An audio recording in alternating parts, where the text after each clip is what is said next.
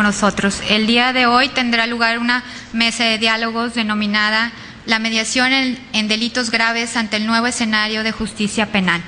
Para ello me permitiré leer una breve semblanza de los participantes.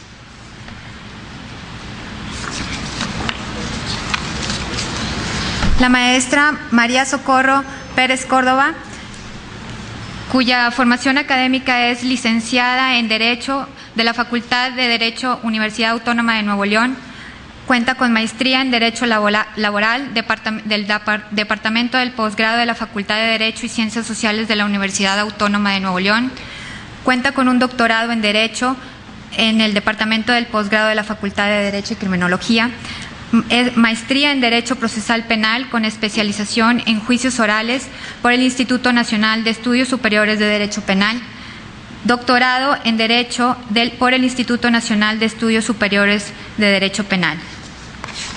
Asimismo, cuenta con la experiencia académica como profesora en distintas universidades, como el Centro de Estudios Universitarios, Universidad Autónoma de Nuevo León, Universidad de Monterrey, Universidad Autónoma del Noreste, entre otras. Y es actualmente juez de control del Tribunal Superior de Justicia. Por su parte, el licenciado, también está con nosotros el licenciado Iván de la Garza Santos, quien es maestro en Derecho Público por la Escuela de Graduados en Administración Pública y Política Pública del TEC de Monterrey, maestro en Gobernabilidad y Gestión Pública por el Instituto Universitario de Investigaciones Ortega y Gasset en Madrid, España, profesor de Derecho Constitucional en la Facultad Libre de Derecho de Monterrey, director general de Atención Ciudadana y Justicia Penal Alternativa de la Procuraduría General de Justicia del Estado de Nuevo León, y entre algunas participaciones que ha tenido es procedimiento y práctica de la reforma constitucional en Nuevo León, en el libro La Reforma Constitucional en el Mundo de Michelle Núñez Torres y Pedro Torres Estrada, la reforma constitucional al informe presidencial, la incorporación de la responsabilidad política a nuestro sistema presidencial, en Derecho en Libertad, revista del Centro de Investigaciones Jurídicas de la Facultad Libre de Derecho de Monterrey. Y por último, el licenciado Carlos Agustín Salas Silva, quien es licenciado en Derecho y Ciencias Sociales de la Universidad Autónoma de Nuevo León, de la Facultad de Derecho y Criminología, preespecialización en Derecho Penal de la Universidad Autónoma de Nuevo León, posgrado en Derecho Internacional y de Negocios en la Escuela de Derecho St. Mary's Law School en San Antonio, Texas, y teniendo una experiencia profesional como secretario de la Agencia del Ministerio Público Investigador en averiguaciones previas de la Procuraduría General de Justicia del Estado de Nuevo León, ejercicio libre del derecho en el área criminal, tanto dentro del fuero común y del fuero federal, así como en el área civil correspondiente dentro de la resolución de disputas y controversias relativas a la industria de la construcción y su impacto ambiental. Asimismo, en el Ayuntamiento de Monterrey, en la Dirección de Seguridad Pública en el Estado de Nuevo León, en el Congreso del Estado de Nuevo León, asesor jurídico del Procurador General de Justicia en el Estado, subdirector y fundador de la Comisión Estatal de Arbitraje Médico en el Estado de Nuevo León, entre otras. Asimismo, cuenta con publicaciones como coordinador y coautor del primer libro de la serie Métodos Alternos, editado por la Facultad de Derecho y Criminología de la Universidad Autónoma de Nuevo León. Bienvenidos, y el licenciado Rubén Cardosa, el director del centro, será el moderador de esta mesa.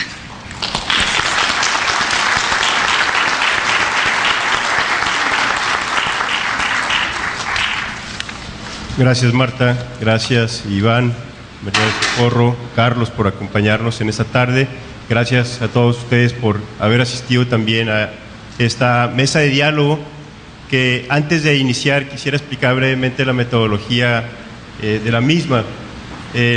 Parte un poco de la idea de la mesa redonda, pero con un formato mucho menos acartonado, menos de lectura de ponencia, sino más bien de intercambio de opiniones, de diálogo, como si estuviéramos en la sala de su casa, esta que es su casa, el Poder Judicial del Estado de Nuevo León. No nos trajimos los sillones porque nos los embargaron, no, no es cierto. No, quisimos traer sillas mejor para que pudiéramos estar así más a gusto, más cómodos, y vamos a platicar sobre este tema interesante que ayer ya había despertado algo de polémica, partiendo de dos supuestos iniciales que tienen que ver con el hecho de que en el marco jurídico actual, en el Estado de Nuevo León y en general en el país, y en general a nivel internacional, se van a encontrar ustedes que no es posible hacer mediación en delitos graves cuando pensamos en la perspectiva de alternativa al juzgamiento. Es decir, no vamos a solucionar el conflicto implícito en el delito grave a través de mediación para evitar el juicio de reproche que culmina en la sentencia, sino que en términos generales esto está vedado por la legislación, y ese es el primer punto de partida. Es decir, esto no es posible en el estado actual de las cosas. Entonces vamos a hablar de la mediación penal en otro contexto y en ámbitos también asociados a evitar a lo mejor condenas más amplias, pero que sí implican el juzgamiento. Y vamos a hablar del tema de la mediación penal, su viabilidad o no en nuestro marco jurídico, cuando no es alternativa al juzgamiento. Y bueno, a la segunda aclaración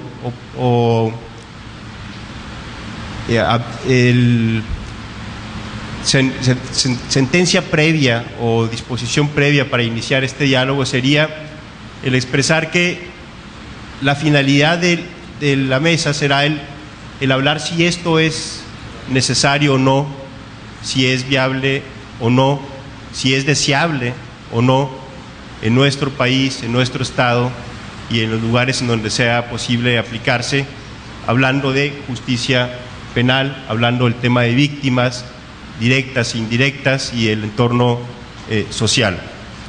Entonces, habiendo hecho esta aclaración, vamos a iniciar por la parte tal vez como el marco legal asociado a esto, y quisiera preguntarle a la maestra María del Socorro Pérez Córdoba si en el estado actual del marco jurídico es posible, maestra, o no, efectuar mediación en delitos graves, partiendo nuevamente de este supuesto de que no estamos pensando en la alternativa al juzgamiento, sino en otro momento, no sé, post sentencia, en casos ya sentenciados y cuando el reo está compurgando una condena de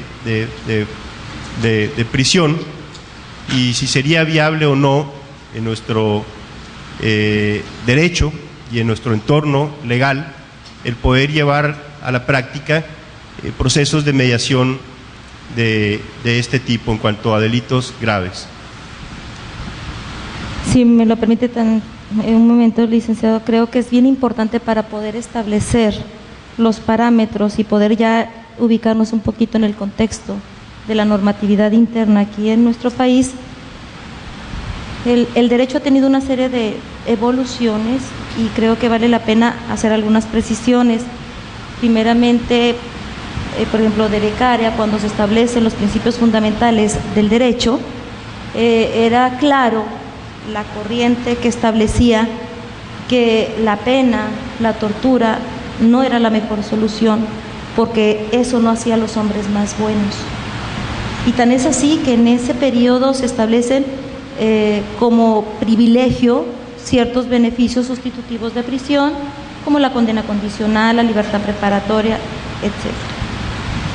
Posteriormente se firma un convenio de Naciones Unidas para los delitos de estupefacientes, que fue de alguna manera firmado por México el 5 de septiembre del año de 1990, y se viene otra corriente del derecho posmoderno, y ahí se establece y se le da prioridad ahora sí a la pena, al castigo, como un acto represivo del Estado y para poder solucionar los conflictos de carácter penal.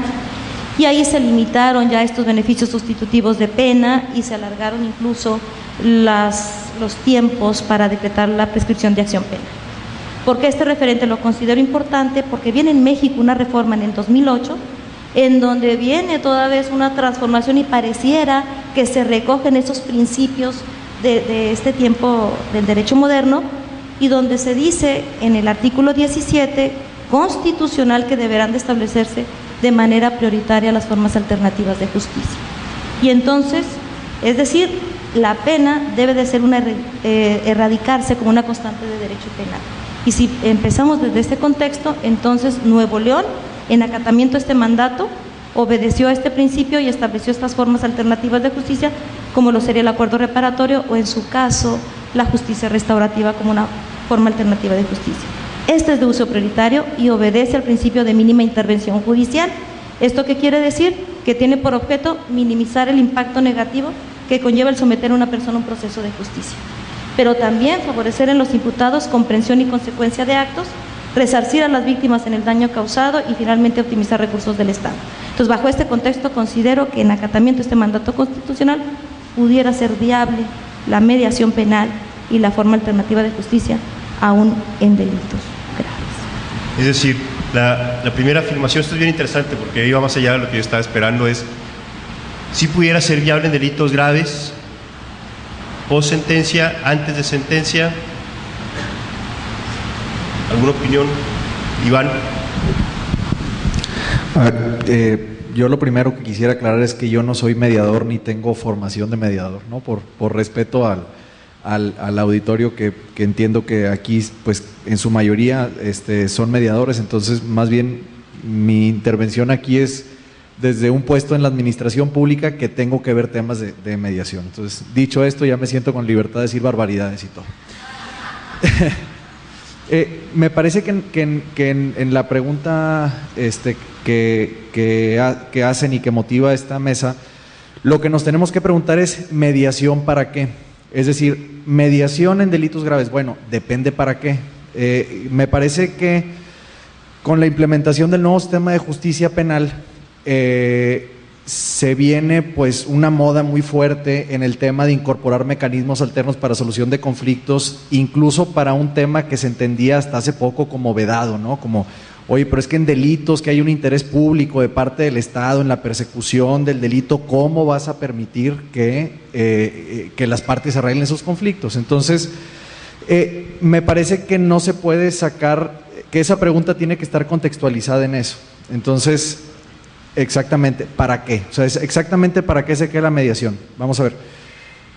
En principio, el delito, pues el delito es una creación legislativa, ¿no? O sea, el delito no existe en el mundo real, ¿no? El legislador que tiene, digamos, está legitimado por el principio democrático, se le da otra vez la legitimación para determinar en una sociedad cuáles son las conductas más reprochables, y a las más reprochables les pone la etiqueta de delito. Es decir, el delito el delito se construye, ¿no? Se construye legislativamente y además se construye en la interpretación de quien lo quiera ver como delito. Muchas veces nosotros vemos en lo que un ministerio público puede ver un delito de lesiones, a lo mejor unas mamás lo que ven es pues una pelea entre amigos, ¿no? Entonces, incluso ni siquiera se puede decir que existe el delito de forma objetiva, sino que el delito también se construye a través de la interpretación de los hechos. Ya me alargué mucho en la introducción. Entonces, a lo que quiero llegar es que la mediación penal puede servir en los delitos graves siempre y cuando no sea con el objetivo de extinguir la acción penal, que es lo que sucede actualmente con la mediación en el nuevo sistema de justicia penal. ¿Por qué? Porque como se hacen más complejos las investigaciones y los procesos de juzgamiento, el nuevo sistema de justicia penal, la mediación es vista también como un mecanismo de descongestión de esas investigaciones más complejas y de esos procesos judiciales más complejos. Entonces, si el Estado tiene un interés público en la persecución de la acción penal y libera un área de ese tipo de acciones que le parecen reprobables para que las partes arreglen sus conflictos entre ellas, solo tendrán que ser en aquellos conflictos en donde no hay un efecto de irradiación perniciosa hacia la comunidad. Es decir, que aunque el legislador clasificó como delito esa conducta, ese conflicto entre dos personas, no hay un efecto de irradiación en donde la comunidad salga lesionada. En el caso de los delitos graves, creo que sí tendríamos que ser más cuidadosos, porque si el legislador si el legislador dice este delito es grave, lo clasifica con esa categoría en virtud a que tiene un efecto pernicioso hacia la comunidad y entonces ahí ejerce la expropiación del conflicto. No me importa quién haya sido el afectado directo ni el autor directo, el Estado tiene un interés en esto. Por lo tanto, la mediación como un mecanismo para la extinción de la acción penal ya no sería una alternativa porque el Estado dice este conflicto, más allá de los sujetos directamente implicados, es mío. Entonces, en ese sentido que tiene que ver con el hecho de la tutela de estos derechos que hace el Estado, que busca garantizar a través de establecer los procesos penales, la idea es, es posible que yo no me encargue de ellos, sino que los ciudadanos puedan dirimir el conflicto implícito en el delito, y en los otros yo sí quiero hacerme cargo de ellos y quiero tratar de resolverlo imponiendo la sanción que corresponda. Sería, digamos, el supuesto inicial. ¿Y qué pasaría, digamos, en el caso de la mediación que pudiera ser post sentencia no regulada en nuestra legislación? Por cierto, hay un Código Procesal Penal en el estado de San Luis Potosí donde es posible la mediación post sentencia en delitos graves, que no busca extinguir la acción penal, sino que ya va después de que se ha producido el juzgamiento, se ha decretado una condena específica y está alguien ya compurgando esta en prisión. Y dicen, ahí es posible mediar, pero lo establece la ley. En Nuevo León no está regulado de esta manera. A ver, Rubén, sí. Yo lo que quisiera, por ejemplo, analizar es cuál es el principio filosófico de la aplicación de mediar sobre un determinado delito. O sea, porque primero tenemos que ver sobre esa base. ¿Para los efectos de qué? Porque se está hablando de eso y se habla también de la justicia restaurativa. Ahora, esto no es nuevo en otros sistemas. En Estados Unidos desde los 70s y desde los 80s ya se empezaron a crear los programas, lo que le llaman VORP, o sea, los víctima ofensor, para descongestionar, pero también en el objetivo de evitar lo que para aquí en nuestro sistema es muy común. El reo entra a la cárcel, cumple la sentencia y sale, y posteriormente a quien lo acusó lo vuelve a lesionar o lo mata. Esto es muy común, ¿cierto o no? Entonces, en el sistema de restauración, los aspectos filosóficos, es decir, vamos a lograr que cuando se reinserte no salga con la intención de cobrarse el agravio, de haber sido acusado o no, sancionado o no, y crear o hacer otra vez el mismo conflicto. ¿En cuántas ocasiones no se ha detenido una persona y dice, oiga, ¿qué usted al salir no tenía miedo de volver a regresar? Dijo, no, pues ya me acostumbré. Salí para hacer la acción de venganza propia, ¿no? Entonces, en este sentido filosófico, es decir, muchos que están inmersos en la mediación dicen, ¿cómo vamos a mediar algo que posteriormente pudiera tener una acción o una reacción de venganza, independientemente de que se logre un acuerdo en el sentido reparatorio? ¿Hasta dónde van a ser los alcances de esto? ¿Hasta dónde se va a incorporar, tanto sociológicamente, económicamente, la persona que una vez que repara o que cumple y que verdaderamente tenga el valor de ese documento, de ese convenio, de esa restauración del daño cometido, entrando entre los delitos comunes, no graves? Yo recuerdo hace muchos años, y algunos no me lo negarán, que cuando se entraba en el delito de las lesiones hablaban sobre los golpes, que decían, son golpes. No, pues son golpes. Se mandaba a un juez menor para que un juez menor ejecutara una sanción. Son golpes. ¿Por qué? Porque el dictamen forense decía, no hay más, no hay menos golpes, no me corresponde a mi ministerio. Le dio unas cachetadas y allá que se resuelva. Y se saturaban, estamos hablando de los años 70, ¿no? Se saturaban los juzgados menores para conocer de golpes. Entonces, yo creo que ahí la plataforma es cuál es el sentido y la profundidad que tiene. ¿Por qué, por ejemplo, a partir del 2002, si no me equivoco, aquí la Procuraduría fue pionera en empezar a manejar el cómo resolver desde el punto de vista del desarrollo muchas circunstancias de delitos menores para descongestionar efectivamente los procedimientos judiciales. ¿Por qué razones? ¿Cuánto es el valor o el costo de un procedimiento normalmente? Llevado a un valor actuarial o económico, ¿cuánto es el costo? ¿Alguien nos pudiera decir cuánto cuesta un procedimiento? Económicamente, el costo. Porque, por ejemplo, comentábamos hace unos momentos, inició Iván, su servidor, a nosotros nos tocó conocer un procedimiento que fue muy famoso a nivel internacional, el caso de Aldape Guerra, 15 veces sentenciado a pena de muerte. Pasaron 20 años en ese procedimiento y la autoridad federal de Estados Unidos, la autoridad que conocía, dice, a ver, acérquense las partes, Fiscalía tiene elementos, dijo sí, nada más que han muerto testigos, cambiaron las escenas, etcétera, etcétera. Era la muerte de un policía, un policía. ¿Cuánto le cuesta al estado de Texas? Pues más o menos 5 a 10 millones de dólares. Señores, se desecha, el señor puede ir en libertad. ¿Qué falló? ¿Qué fue lo que falló en el caso de Aldape Guerra? Y ya había programas de justicia restaurativa. Primero, no se podía ajustar a esto, se traslada y viene a morir aquí, en tierras mexicanas. ¿Por qué razones? Porque no se le adaptó a algo que le llamaron los norteamericanos exceso de la libertad. Exceso de la libertad. ¿Qué sucedió? Cuando sale y regresa aquí, regresa como un héroe, lo traen en un Learjet, entra, todo el mundo le aplaudió, había sido regresado, se le llevó a conocer todos los lugares habidos y por haber de no muy buena nota, se le convirtió en artista de la televisión, se le pagó muy bien por hablar de la condición de los migrantes en los Estados Unidos, y luego de pronto muere misteriosamente en la carretera Matehuala en un choque con un camión materialista del cual nunca se supo la responsabilidad. ¿Qué fue lo que falló? Si él hubiera sido sujeto a un programa de restauración y de reinserción en su propio ámbito, o sea, allá. ¿Por qué no se le podía dar en ese programa? Porque había sido sacado de su contexto de los Estados Unidos y regresado aquí.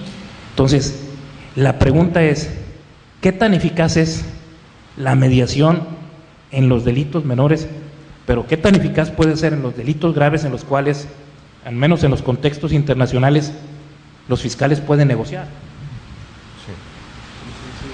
Sí, pueden negociar. Entonces, esta pregunta sería a quien juzgue, en este caso, la ciudadana juez de control nos pudiera determinar su criterio en ese sentido. O sea, ¿por qué? Porque los mediadores, por lo regular, decimos, oye, no, pero esto aquí, yo no puedo mediar algo que sea un delito, me lo dice la normativa, y me pones en el predicamento de que si va a ser una circunstancia así, pues no lo puedo hacer. Entonces, ¿cómo puedo ayudar socialmente con una vía alterna a esta problemática social que estamos viviendo? Aquí hay 3 puntos que quiero resaltar de lo que han dicho hasta ahorita. Uno del que has tocado, Carlos, relativo a la restauración o el concepto y la idea de restauración o de justicia restaurativa que se ha tocado en el marco de esta semana de la mediación, que está asociado al principio de mínima intervención del que puntualizaba al principio la maestra María Pérez Córdoba, esta idea de la última ratio o la decisión menos lesiva para la justicia penal cuando esto sea posible, y buscar el para qué que mencionaba el maestro Iván de la Garza. ¿Para qué la mediación? Tenemos claro que puede ser en delitos menores, en cuestiones, alguien se robó un champú, alguien lesionó a otra persona en lo que podría verse como un pleito del barrio o callejero, como lo mencionabas ahorita, y en donde pueden tranquilamente sentarse y dialogar las consecuencias de ello y eventualmente reparar el daño. En delitos más graves, y tomando en consideración que no siempre el sistema de readaptación social, que como se ha llamado desde los años 70, allá por todas las buenas intenciones de don Sergio García Ramírez y otras personas que estaban cercanos a él en aquella época, que trataron de buscar un modelo para el tratamiento de los internos que pudieran lograr que al regresar al entorno social pudieran ser útiles para él y no volver a delinquir.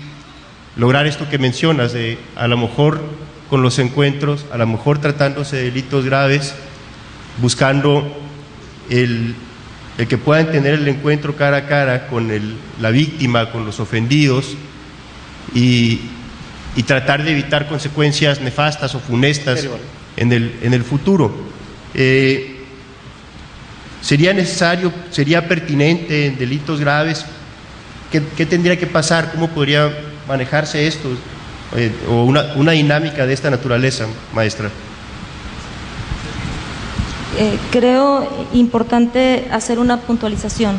Mediación penal como mecanismo idóneo para lograr una forma alternativa de justicia, como sería el acuerdo reparatorio, en este caso en materia penal, y entendiéndose como este pacto entre la víctima u ofendido con el imputado, que va a tener como fin poner la solución a un conflicto, evitando un juicio de responsabilidad que es propio de una sentencia, ¿sí?, a justicia restaurativa, que va encaminada a la víctima, al ofensor y a restaurar los tejidos sociales. Entonces, desde esta perspectiva, tendríamos que ver que, en mi opinión, la norma constitucional en sí deviene obligada a esta aplicación de justicia restaurativa. O sea, todos tenemos derecho a una justicia restaurativa. Esta le es propia a la textura de la norma. Creo que eso no podría estar en discusión, porque eso necesariamente todos tendríamos derecho, desde el punto de vista, desde la comisión de un hecho, a que la víctima se le restaure, a que también el ofensor se le restaure y, lógicamente, a la sociedad misma. Es decir, nada más, ¿esto haría posible que aún post sentencia y no estando definido en la legislación penal pudiera llevarse a cabo? Claro.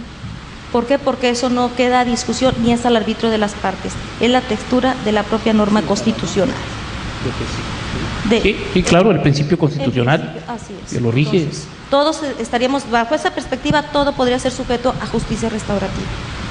Lo que estaría en discusión es ver si todo puede ser sujeto de materia penal, de mediación penal, para hacer forma alternativa de justicia, sin soslayar lo que se ha mencionado, que no podemos pasar por alto, el interés público que conlleva la persecución de un delito.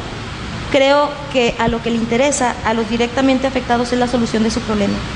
Por eso la víctima también dejó de ser la estatua de piedra del derecho penal, y a veces puede el Estado estar cobijado en su interés público, pero las partes no se dan su solución, y que es realmente lo que a ella les interesa. Entonces, desde esa perspectiva, creo que podríamos ubicarnos en este contexto después de esta puntualización. Y claro, si la voluntariedad de las partes es esa, ¿por qué no darles esa oportunidad? Finalmente, el delito, en mayor o menor escala, impactó directamente dos roles. Y otra cosa bien importante, generalizar es la manera más común de equivocarnos. Tasar de delitos graves a todo un contexto no necesariamente se impacta gravemente al interés público, y entonces tendríamos que analizar cuántos de los delitos graves realmente no tienen ese impacto social y que puede ser sujeto de este mecanismo alternativo. Gracias. Bueno, yo en principio tengo mis reservas si la justicia restaurativa es un derecho o no, pero eso puede ser mesa de otra discusión, ¿no? Hay algunos criterios encontrados ahí de los tribunales federales. En teoría de derechos fundamentales me parece muy dudoso que la justicia restaurativa sea un derecho, por más que esté incorporado en la Constitución, pero si quieren luego podemos organizar otra mesa sobre eso. Yo insistiría nada más como en esta pregunta, si la mediación penal se puede utilizar, o si la mediación se puede utilizar para los delitos graves, yo insistiría en para qué. O sea, si tomamos a la mediación como una institución procesal cuya finalidad es la extinción de la acción penal, como lo señala el Código Procesal Penal, pues entonces me parece que sí tendríamos que darle el voto de confianza al legislador que determinó que ciertos delitos eran graves, y que entonces aquellos delitos señalados como graves pues no pueden estar sujetos a que la fuente de la obligación sea la autonomía de la voluntad, porque eso es lo que está pasando. O sea, en realidad, con todo y vamos a poner, el legislador dice, estas son todas las conductas que me parecen reprochables, y dentro de las que me parecen reprochables yo escojo este conjunto de conductas y decido darle la categoría de delitos, los transforma en conductas típicas y los pone en un código penal, ¿no? Entonces ya automáticamente por eso son delitos. ¿Por qué decide dar la categoría de delitos? Porque de entre los actos reprobables que puede cometer una persona en la vida en sociedad, le parece que este conjunto son particularmente los más graves. La mediación penal lo que permite es incluso hacer una clasificación entre los actos más reprobables que considera el legislador. Dice, bueno, aún y que ya leí la categoría de delito y que me parece que son los más graves, creo que este conjunto de delitos sí, efectivamente ya leí la categoría de delito, pero aún y con eso creo que si se comete el delito, el afectado a través de la autonomía de la voluntad puede arreglar con el imputado, también a través de la autonomía de la voluntad, cómo van a solucionar ese delito. Pero ya cuando el legislador dice, dentro de este puñado de conductas que considero que son delitos, ya selecciono esto como las más graves, me parece que está más allá de la esfera de lo que cada persona puede resolver por sí misma. Y entonces, yo sería muy cuidadoso aquí. El hecho de que se permita utilizar la mediación como institución procesal para la extinción de la acción penal no es, o sea, digamos, es un peligro para toda la comunidad, porque entonces una persona que comete un delito grave puede estar arreglando sus diferencias o puede estar arreglando el conflicto con la otra persona a través de la autonomía de la voluntad y salir perfectamente bien otra vez a la calle sin que haya pasado por todo el proceso y en su caso, si tiene que cumplir una pena, que la cubra. Entonces, yo incluso iría más allá, no únicamente en caso de los delitos graves, o sea, por ejemplo, no podemos dejar de tomar en cuenta que todos los criterios para la aplicación de qué delitos se pueden solucionar a través de mediación penal, insisto, como institución procesal, tienen que pasar por un filtro de política criminal. Es decir, no quiere decir tampoco que todos los delitos que no sean graves se van a poder someter a mediación.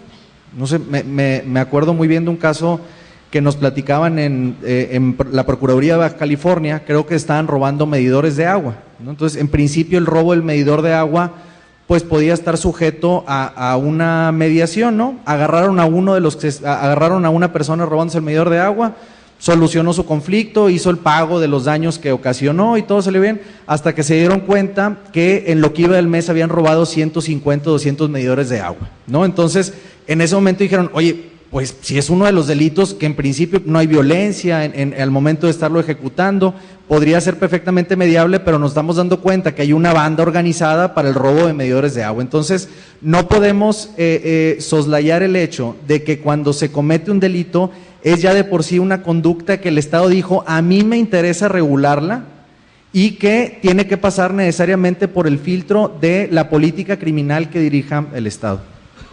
Bueno, Rubén, pero por ejemplo, los delitos ya no se están superando, porque en materia a partir de septiembre 11, por ejemplo en Estados Unidos, terrorismo,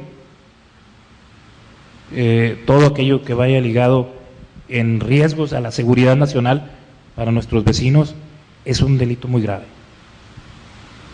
Y basados en un acta ejecutiva, no legislativa. Cambian el sistema migratorio y convierten al sistema migratorio en un organismo de investigación del cual cualquier ciudadano del mundo puede ser sospechoso de terrorismo, ¿sí o no? Cualquier ciudadano. Y entonces tú dices, bueno, ante esta circunstancia, ¿qué pasa? Porque los delitos empezaron a crearse conforme el avance o desarrollo tecnológico. Antes no se hablaba del bullying. Mediar en bullying. Hay expertos en mediar en bullying, ¿no? Las consecuencias del bullying han sido desastrosos, ¿cierto, no? Todas estas circunstancias de nuevos delitos y que se vienen a convertir o a integrar en delitos que la sociedad dice son graves. Delincuencia organizada.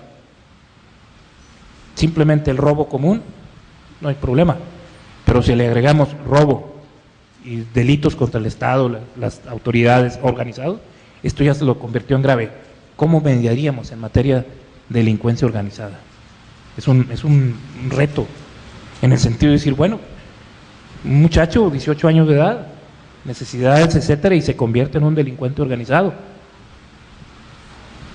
¿Cuál sería el reto para poder determinar qué hacer en este catálogo de nuevos delitos que se están creando, Rubén? Esto nos lleva a un tema que es central en mediación, que es crucial, que es el de la voluntad.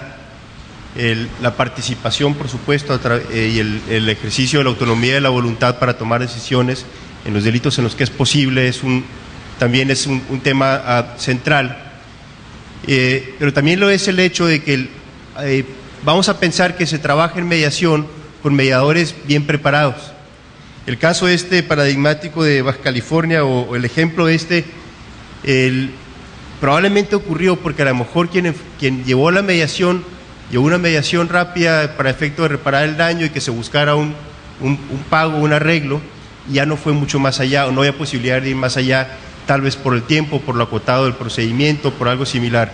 Sin embargo, pensamos en un proceso de mediación con intervención más profunda y con alguien muy preparado para poder ahondar en ello y tratar de indagar verdaderamente si existe la voluntad o no de las personas, pero sobre todo en el ámbito penal, que tiene una particularidad específica de la mediación, que es el hecho de buscar que quien ha cometido un delito pueda ver cómo es que ha afectado a otros, cómo es que ha dañado a otros y que se haga responsable de este hecho.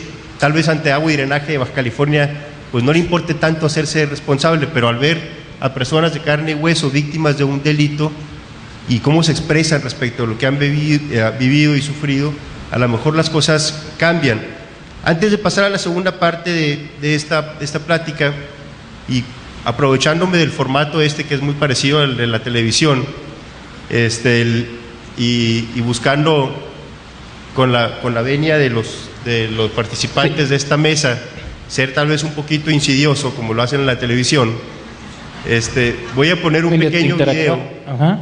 Voy a poner un pequeño video. Sí, Carlos. Sí, te quería decir lo siguiente, ahorita que estabas hablando de eso. Hoy vemos una situación de delito grave en Michoacán. Michoacán hay mediación, ¿verdad? ¿Hay mediación, Rubén, en Michoacán? Sí, por supuesto. ¿Qué pasó con los normalistas? ¿Incendiaron? ¿Quemaron? ¿Son delitos graves? Son delitos graves. Y ahí ya salieron los 7 con 7,000 pesos de fianza bajo el procedimiento. Y ese es un tema interesante porque a lo mejor salieron y no pudieron sentarse frente al rector de la universidad para que el rector le dijera: mira, echaste a perder los trabajos que estaban por presentar los alumnos, dañaste un salón, dañaste todo esto, y por una presión política salió. Pero ¿Y quemaste cuántos camiones? Así es. Sin embargo, quisiera ir a y esto es interesante, y un poquito al tema que mencionaba el doctor Castanedo, que está aquí también acompañándonos, sobre más allá de la neutralidad, dónde está el papel del mediador ahora, ¿no? Pero quisiera regresar a este punto que les decía, para retomar el tema de la mediación en los delitos graves, pasando 4 minutos y medio de un video de una mediación en un delito grave, pero es post sentencia, no es alternativo a la pena, no es alternativo al juzgamiento, sino que este juzgamiento ya ocurrió hace 15 años. Algunos de los que están aquí, que estuvieron en el taller de justicia restaurativa, vieron el video. Otros que tal vez hayan estado en talleres en donde ha trabajado la gente de Nancy Fleming y el equipo de USAID han visto este video. Vamos a ver solo un pequeño fragmento, un video más largo, que si lo quieren y si hay la autorización luego se puede subir a la página, pero quiero que vean un pequeño pedazo para hacer insisto, voy a hacer una pequeña trampa como en el formato de televisión, poniendo un fragmento de mediación post sentencia en delito grave. Les doy rápidamente el contexto porque no lo van a ver, porque solo ponemos una parte del video. Es un video donde se documenta por un periodista la mediación entre un convicto por el delito de homicidio y violación de una mujer de 26 años. Este señor, en coparticipación con otro individuo que está internado en un psiquiátrico, él está compurgando una condena de 54 años de cárcel y van en el año número 15 de la condena, y tiene la oportunidad, a solicitud de la víctima, de la víctima indirecta, que es la mamá de la persona que falleció a raíz del homicidio. Ella pide el encuentro con el agresor porque conoce la existencia del programa de mediación víctima-victimario, y pide un encuentro con su agresor, y acuden al mismo la mamá de la víctima que fue violada y asesinada y la hija de la víctima que fue violada y asesinada. Cuando murió esta mujer, tenía 26 años, tenía una hija de 2 años, o 4 o 5 años. Pasaron ya 15 años del homicidio y pasaron 15 años de que está el sujeto compurgando la condena de prisión, y va a tener este primer y único encuentro entre el agresor, el homicida, y las víctimas indirectas, la mamá y la hija. Si lo podemos poner.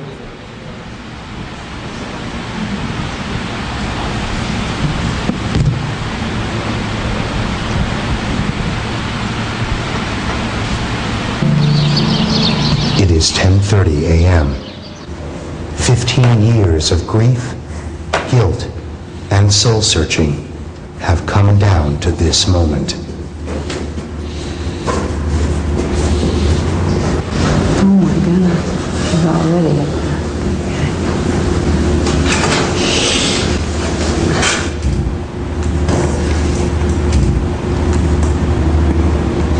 Well, all these many months that we've been preparing has led us to where we are today. We have created a safe place for you, Linda, and you, Amy, to meet with you, Gary. And my role is, in this meeting, is the same as it's always been. I'm just here to support all of you. I can tell it's going to be kind of a tough day.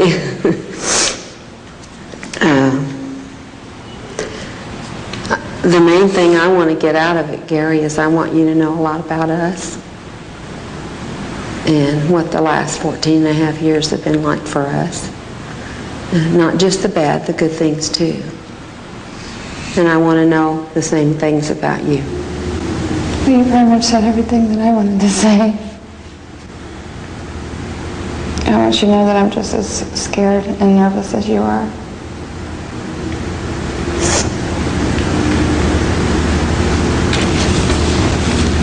I don't want to say anything else right now.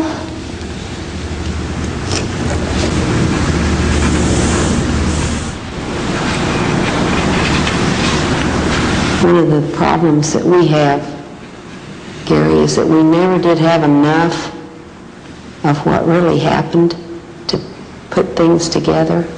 But I'm hoping that by going through this all over again, not on my behalf, but on y'all's behalf, that y'all don't wind up hating me even more and never even being able to consider anything about me being good and it changing what y'all dealt with all these years.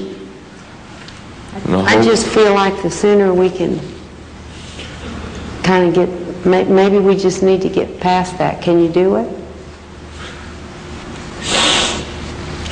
We'll let you know if you get to a point where we can't listen, okay? She's always having trouble with the station wagon. And it's all, everything I'm telling you is true. I'm not making up, not trying to make myself look good or my fat part look good or anything. It's just the way it went. She's always having trouble, and out of curiosity, she asked what was wrong. Can I just interrupt you long enough to ask you, where were you when this was going on? At the gas station. Like, do you know why she was at the gas station? She was getting gas. I remember that. She was just getting gas? Yes, ma'am. Okay. At that time, she said, well, I can take you out of Allen if you want, bring you back up. On the gun scotcher, this part was volunteer. At that time, the gun was never pulled. There was nothing, she didn't even know we had it. It was when we got close to Alvin, that's where we wound up, things wound up changing. I let her down, told her where to go down a road that I knew was leading to nothing, out in pasture. And then when she asked why, Marvin pulled the gun, he had the gun on, and says, don't worry about it, just do what we're telling you. Do you know why it went in the direction it went? I mean, can you remember back what happened? His thought was, shooting in the leg would give us time to get away. And honestly, at first, there was no intent. It did change up, but there was no intent of killing. It was to slow her down so we'd go get in the car and get away and be long gone before she could tell anybody what had happened. In our minds, we felt we had no choice, about this. She's already seen our faces. I mean, it wasn't like she pissed you off, or she was like, or y'all even had to force her to do it. She was just doing it just to be nice. And those were like pretty much the last thing she said was just why. When she was out there and she heard me and him talking, and we had realized we'd already gone too far. She said, you can take the car, you can take the money, you take anything you want, and I won't say nothing. And then as Marvin pointed the gun towards the way, she said, I forgive you and God will too. And then she put her head down.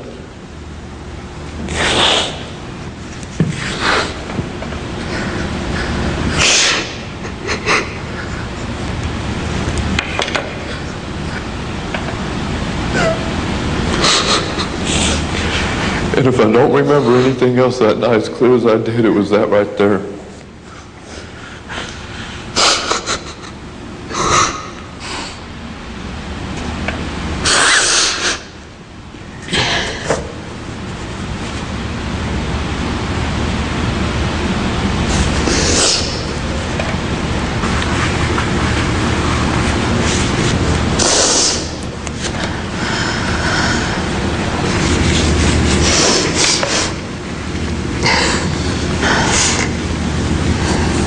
Was your mama.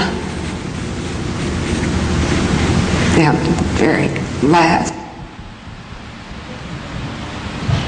Bueno, nuevamente con la dispensa por el haber puesto el video, pero es con un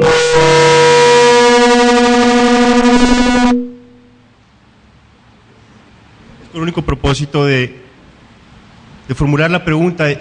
Esto ya es possentencia, y si esto ocurre possentencia bien trabajado, podría ocurrir prácticamente en una gran cantidad de delitos, fueran o no graves, como lo mencionaba ahorita la maestra María del Socorro.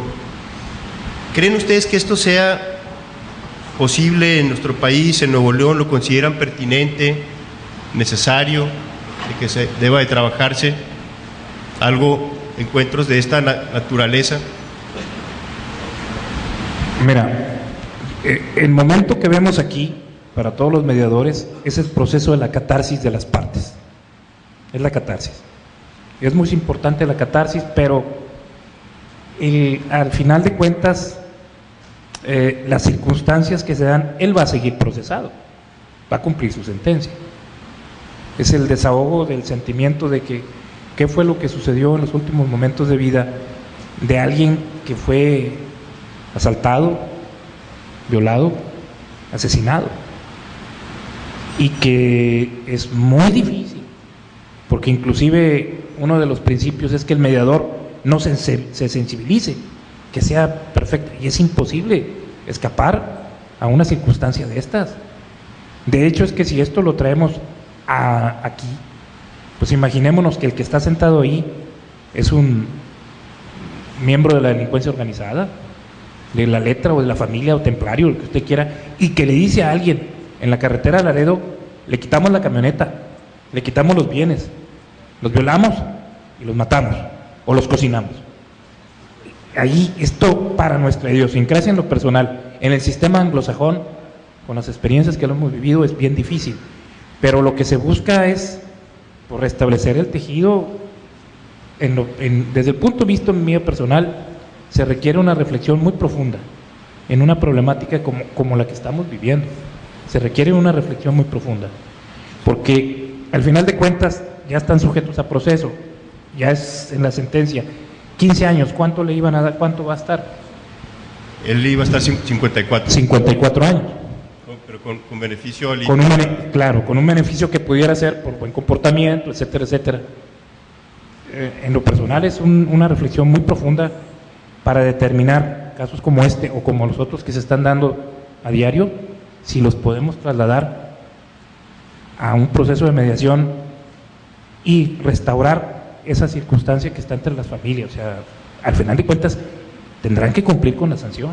Y vale la pena mencionar que un proceso como este lleva una preparación de más de 1 año, 2 años, antes de tener un encuentro de 1 a 2 horas entre víctima y victimario. Y va un poco en los paraqués que comentaba Iván, que no es alternativa al juzgamiento, es decir, no buscas extinguir acción penal, sino lo que buscas es algo distinto, algo que comentabas tú que tiene que ver con resolver dudas. Porque, por ejemplo, mira, ¿qué pasó? Algunos estudiosos dicen, se inicia a lo mejor el modo de restaurativo y del perdón cuando el Vaticano, el Papa va a la prisión y le dice al que le disparó ahí en la plaza, a Apca, y le dice, yo vengo y te perdono, pero él sigue ahí, ¿verdad? Vengo y te perdono. Entonces ahí empezó una corriente filosófica en el sentido de el perdón, pero el castigo se tiene que aplicar. Y en esa privacidad, porque al menos esa privacidad que tuvo el Vaticano, Juan Pablo II, con quien le disparó, pues obviamente fue una circunstancia muy especial, que dio inicio a muchos pensamientos de esta naturaleza, ¿no? De decir, te perdono, me perdonas, pero el castigo ahí sigue. Viene en la portada de un libro famoso de Elias Neumann sobre justicia restaurativa, muy recomendable, y que busca esto. ¿Será esto, maestra María del Socorro, pertinente o necesario? Iván, ¿quién quiera contestar?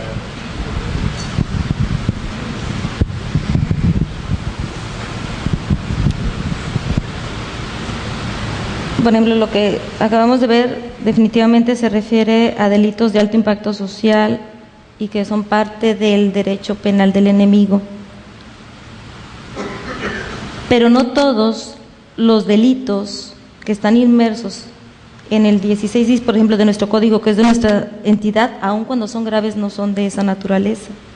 Entonces yo creo que también ahí habría que hacer una distinción, y es a lo que me refiero, en ese estándar de catalogar en sí un delito grave. Creo que es bien importante, sí, esa es una particular opinión, trabajar mediación penal. Esta mediación penal requiere de muchísimo trabajo y las personas que lo vayan a realizar tendrían que tener un perfil con un plus agregado enorme, un sentido profundamente humano, porque con el perdón de la expresión se trabaja con la miseria humana. Quien trabaja este tipo de justicia lo ha perdido todo, patrimonio, familia. Entonces ubiquémonos en ese contexto. Entonces por eso considero que debe de ser con un perfil distinto, pero no trabajar nada más la mediación penal como una forma alternativa de justicia para poner fin al proceso. Tendría que ir de la mano, en mi opinión, la justicia restaurativa. Saber, o sea, no nada más te pago, porque quien hace eso, entonces la justicia estaría nada más asequible a quien pueda pagarla. Y para evitar reincidencia necesitamos trabajar una verdadera justicia, o sea, que ese mediador que vaya a trabajar a la par la mediación penal, trabaje justicia restaurativa, y yo les aseguro, cuando se trabaja a fondo, es posible que no haya reincidencia, y entonces estaríamos haciendo una doble función, labor preventiva y posterior al delito, y yo creo que eso sí puede funcionar. No hablo nada más del pacto, de componenda, se fijan, sino de trabajar paralelamente a la mediación, esta justicia que acabamos de ver. Iván. Sí, van a decir que qué necio, pero insisto, depende cuál es el objetivo de la mediación. Entonces, ya en las dos intervenciones anteriores hice referencia a la mediación como institución procesal con el objetivo de extinguir la acción penal, o como un mecanismo alterno al ejercicio de la acción penal por parte del Ministerio Público. Ahora, que lo primero que les dije es que yo no soy mediador, entonces aquí sí voy a entrar ya en Honduras, ¿no? Si la mediación la adoptamos más bien como técnica para un fin distinto al ejercicio de la acción penal, es decir, no sé, por ejemplo, lo que acabamos de ver, sin saber nada del tema del aspecto como metafísico de la justicia restaurativa, me parece que es un buen mecanismo como para una reparación del daño más allá de lo material, ¿no? Hay una reparación del daño de parte de las víctimas al entender, al reconstruir los hechos, qué fue lo que pasó. Supongo que de parte del victimario también habrá una reparación. Bueno, él va a estar prácticamente va a estar de por vida en la cárcel, supongo que hay una reparación espiritual, pero en eso no me quiero meter. Ahora, del otro lado de la mediación como una técnica del proceso penal, sí quisiera hacer la aclaración que incluso en delitos que puedan ser graves se puede utilizar siempre y cuando no lleve consigo aparejada la extinción de la acción penal. Y aquí aquí voy a aclarar esto. Por ejemplo, en Nuevo León y hasta donde sea en México no tenemos específicamente el instrumento norteamericano del plea bargain, es prácticamente la aceptación de culpabilidad. Entonces, en un criterio más bien de tipo económico, muy típico de los yanquis, ¿no? O sea, todo al final en pesos, en dólares, no pesos centavos, ¿verdad? Dólares y pennies. Entonces, ellos dicen, a ver, ¿para qué le invierto tanto este caso? Ya tengo esto investigado, le ofrezco a la persona que voy a acusar que si se declara culpable, pues bueno, la pena será menor. Entonces ahí incluso podría yo aceptar que se utilice la mediación, pero como una técnica para saber exactamente hasta dónde va a negociar la fiscalía y hasta dónde va a negociar la persona que va a recibir la pena. O incluso con lo que tenemos aquí en México, incluso, no sé, pues lo que le parezca, pero a lo mejor hasta en el procedimiento abreviado se podría utilizar como esta técnica de mediación, pero ya con un fin distinto a sustituirlo por la acción penal, porque ahí se identifica que es un delito, en los que no se puede mediar por el efecto pernicioso que tiene hacia la comunidad, pero la mediación en su caso podría servir como técnica para llegar al punto en donde la fiscalía dice, yo estoy de acuerdo en otorgarte un beneficio que llega hasta acá, y el imputado dice, yo estoy de acuerdo en llegar hasta este punto para, digamos, nos ahorramos el juicio, nos ahorramos un juicio en todo el juicio tradicional, vamos. Ahora, la figura del plea bargain se lleva más que nada entre los operadores del derecho, más que por víctima y victimario directamente, ¿no? A lo mejor nada impediría que pudiera en un momento dado darse también la posibilidad de un encuentro restaurativo, ya no entre fiscalía y defensa, sino entre las mismas partes. Para otro enfoque. Lo que pasa es que es una negociación, que es muy diferente a la mediación. Ahí se está negociando. Quien representa los intereses del Estado tiene la posibilidad de negociar, que lo que para algunos tradicionalistas dicen, no, ¿cómo voy a negociar el delito? O sea, ¿cómo voy a negociar el delito?